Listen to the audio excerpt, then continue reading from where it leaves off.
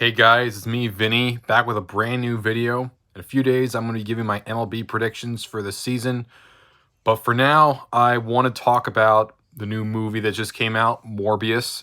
As you know, I've given a couple of videos based on my piece on the news going on saying that Morbius removed a lot of the Spider-Man references, and it seemed like it was shaping up to be a movie that will disappoint others for Sony.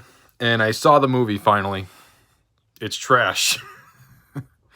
Probably one of the worst comic book movies I've ever seen. Yeah, it's not that good. It's really not good. Now, let me start with the positives of the movie. There are some things I did like about the movie. I thought Jared Leto was okay. I didn't think he was great. I think he was fine. Matt Smith was okay. I thought he was okay at the job. I thought one of the cops in the movie was okay. I thought the effects were, decent sometimes. And I thought some of the concepts for the movie was interesting. And something I want to engage with. Outside of that, yeah. That's about it. Leto was okay. Smith was okay. Some of the effects were okay. And, yeah. Where do I begin? Okay. The writing of this movie, it feels like it was written with a crayon. It feels like some of the instances felt like it was a first draft. Didn't really feel entirely coherent. Some of the characters outside of, Morbius and I think his name was Milo, either were wasted or they were just there for the sake of being there. The action itself felt very, very fast paced. It was kind of hard for me to really focus because it was always such a dark cloud. In fact, speaking of which, it felt like the entire movie itself had a very, very dark screen filter throughout the entire thing. It looked kind of murky, like a very murky water. I think with all the criticisms I have with the movie, I think my number one criticism with the movie is just its editing. The editing in this movie is absolutely horrible. It feels like it was edited with a chainsaw.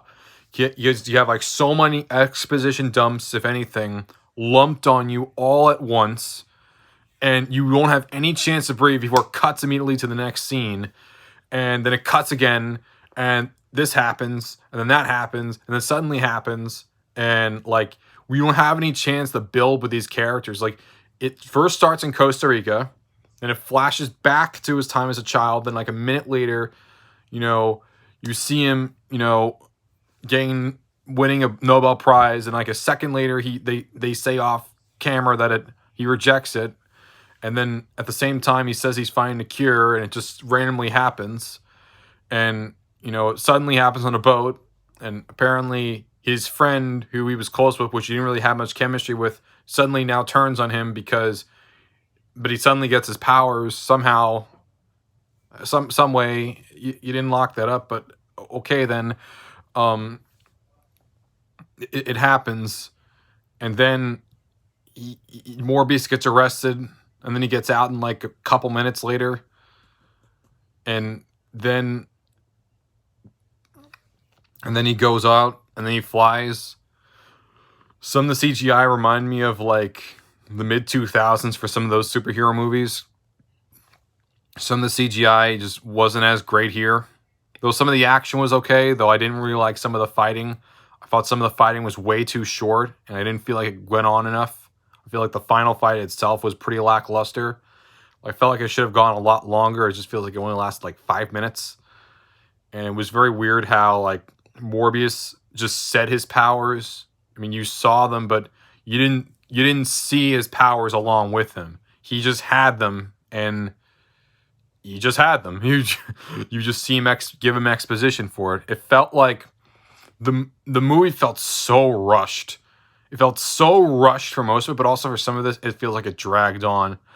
The movie felt like it should have been like 2 hours long, maybe 2.5 hours long, because I feel like there was really some time we needed to really marinate and understand these characters. And I felt like, honestly, that there wasn't enough room for us to really get invested in the story. There was enough time for us to get invested into these characters themselves. How Morbius himself doesn't really come off as that interesting, because if he's such a brilliant scientist, we hardly see him in his time as a scientist. We just see him as a guy that becomes a vampire. He sucks blood. He needs to suck the blood. Well, he can't suck from the blood that he made, the artificial blood, which is blue for some reason.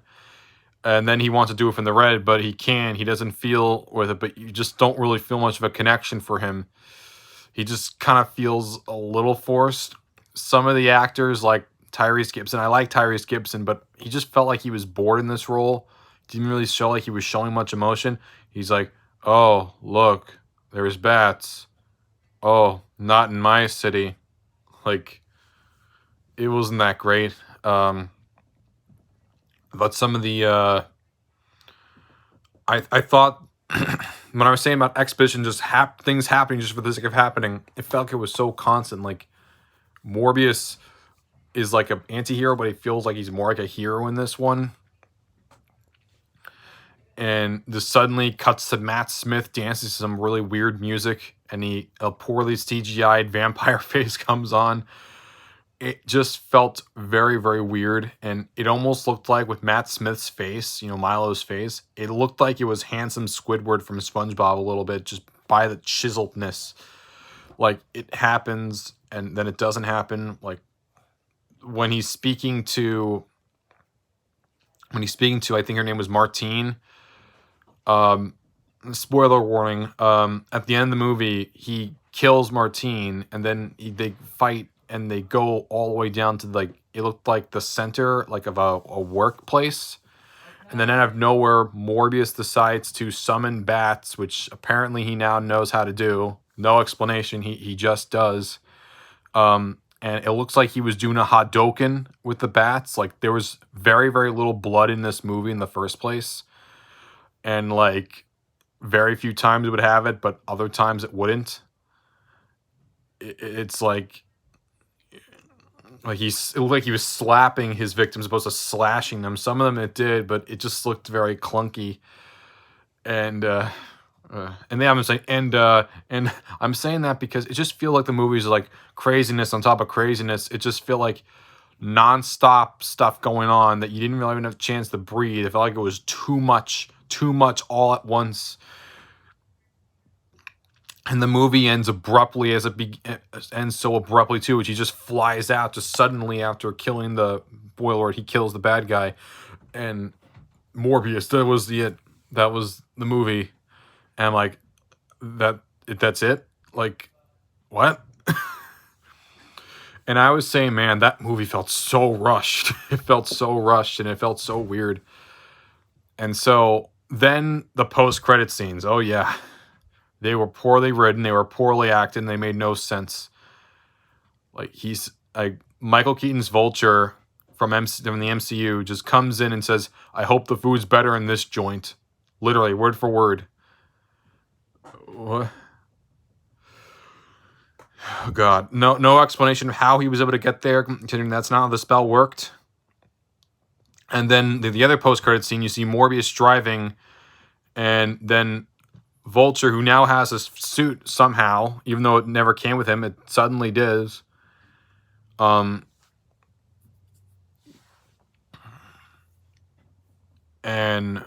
Vulture says that he's there, he thinks, because of Spider-Man, and Morbius is intrigued by that. Even though we've never seen Spider-Man at all in this movie, all the references were cut. So the murderer poster, gone. The Oscorp Tower that could have been from TASM 2, completely gone.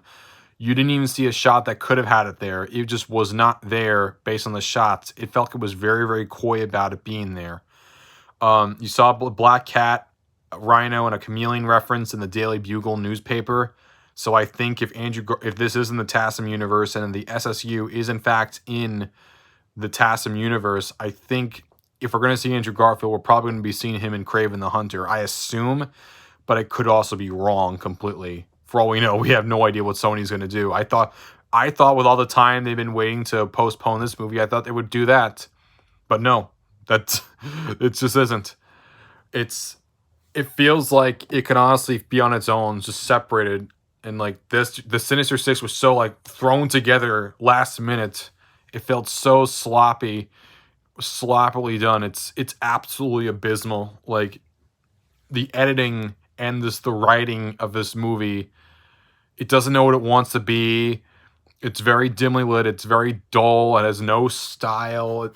It's not a great movie. There are some great concepts and all, but other than that, it's one of the worst comic book movies I've ever seen by a wide margin. I think it's up there with like Elektra, Van Forstic, and Catwoman as like one of the worst ever.